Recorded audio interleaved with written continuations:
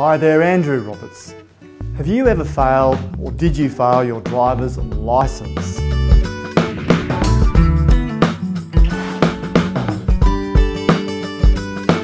I've got a really funny story to share with you, but it's got a big lesson sitting behind it. I grew up on a country town. Some of you may know it. It's called Armidale in New South Wales. I grew up on a farm just outside of Armidale. And I'd been driving a car since about the age of 4. Dad used to sit me up on his lap and I'd hold onto the steering wheel and off we'd scoot around the farm and the property. So when it came time for me to go for my driver's licence, I thought I had enormous experience and I thought there's nothing that I can learn when it comes to learning to drive a car.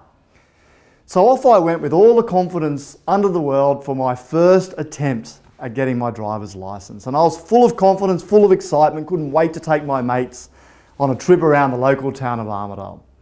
So I pulled into the Road and Traffic Authority, met the instructor, he took me out and we hopped into this tiny little car. It had L plates written all over it, short for learner. He even had a brake and a clutch on his side of the car. And I remember all my mates said to me, Andrew, they called me Robbo, whatever you do, make sure you stop at the stop sign before you exit the car park of the RTA. And I'm like, right, lock that in. And so I pulled up at this stop sign and I stopped. And I was very excited and I'm thinking, yes, still visualising getting my licence. Turn the corner and off I potter down the road. Now I was going extremely slowly, maybe 15 kilometres an hour. It's a funny story, but there's a big learning. And I was potting off down the road and I was doing everything that I thought you're supposed to. I was looking in this left rear view mirror and looking in the right rear view mirror and looking in the centre and watching my speed. And next minute, I just heard this mad bang! And I froze and I looked over and the instructor had actually hit his brake on the side and I just went, wow! And I looked at him and I said, what was that? And he looked back up with me, his face was a little bit pale by now, and he said, Andrew, you've just hit a pedestrian. And I went, what? And he said, yeah, on a pedestrian crossing. And I went, oh my God, and thank goodness this pedestrian wasn't hurt. He stood up, he was completely fine. And I remember I turned to the instructor and I said, does that mean I fail? And the guy just looked at me with stunment and just went, I'll talk about that shortly. And this pedestrian came around to the side of my window and I wound down my window, made sure he was okay. And then I was thinking, that stupid pedestrian, why did he not wait on the side of the road? And then I was thinking, oh, it was the instructor's fault, because yes, I did fail actually. The guy told me, yeah, you failed. I thought it was the instructor's fault. And then the height of me, I went home and I ripped into my parents and I said, how dare you? And they said, how dare we what?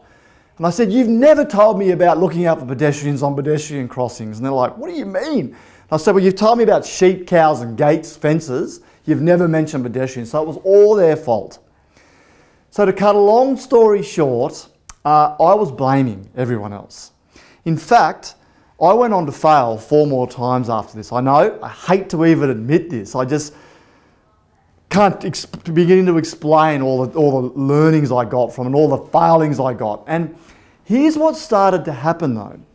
I started realising that I was using blame, I was using excuse, and ultimately I was in denial. But over the course of the next 5 to 6 weeks, I actually introduced even what I call a below the line activity. Using blame, excuses and denial are below the line activities, okay? It's what stops us taking responsibility.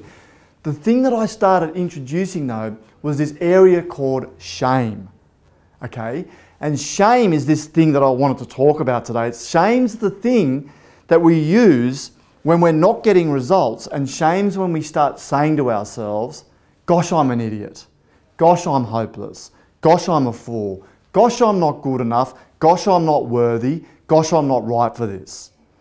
And shame, in my opinion, is the biggest and the most confronting thing that stops people believing in themselves, having the courage, the confidence to conquer anything.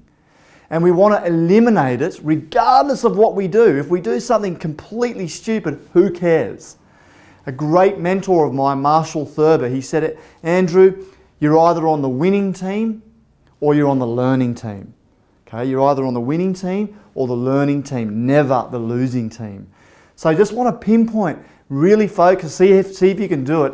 knock shame out of your system, and your confidence, your belief in yourself will go through the roof. And if you do fail, if you have failed your license, I have as well, no big deal. See you next time.